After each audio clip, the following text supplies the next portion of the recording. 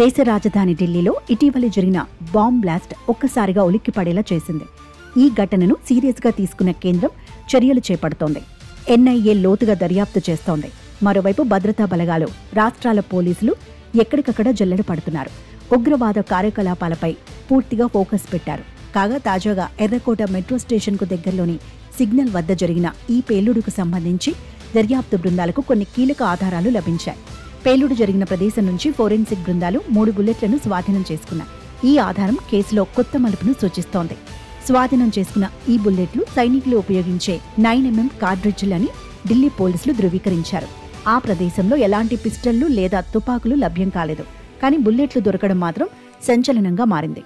అసలు భద్రతా బలగాలు వాడే ఈ బుల్లెట్లు పేలుడు జరిగిన ప్రదేశానికి ఎలా వచ్చాయి? ఈ బుల్లెట్లకు కారు పేలుడుకు ఏమైనా సంబంధం ఉందా అనే కోణంలో పోలీసులు లోతుగా దర్యాప్తు చేస్తున్నారు.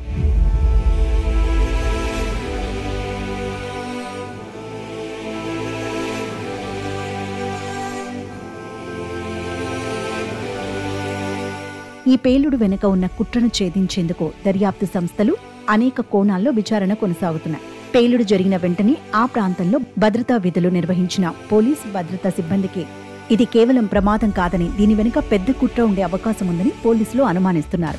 ఈ క్రమంలో ఎర్రకోట వద్ద బ్లాస్ట్ జరిగిన ప్రాంతంలో సీసీటీవీ ఫుటేజీలను పోలీసులు నిశితంగా పరిశీలిస్తున్నారు.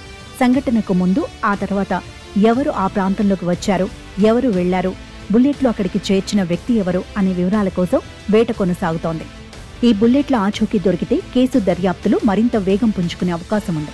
పేలుడు జరిగిన కారులో వాడిన పేలుడు పదార్థాలపై కూడా ఫోరెన్సిక్ సైన్స్ ల్యాబొరేటరీ అధికారులు కీలక సమాచారాన్ని అందించారు.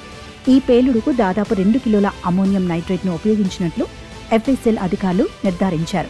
పేలుడు జరిగిన చోటు నుంచి బుల్లెట్లతో సహా మొత్తం 40 నమూనాలను దర్యాప్తు బృందాలు సేకరించాయి. వీటిలో 2 వేర్వేరు రకాల పేలుడు పదార్థాల అవశేషాలు ఉన్నట్లు గుర్తించారు.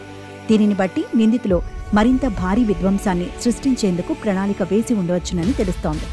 ఈ కేసులో ప్రధాన నిందితుడిగా భావిస్తున్న ఉమర్ నబీని ఇప్పటికే అదుపులోకి తీసుకున్నారు.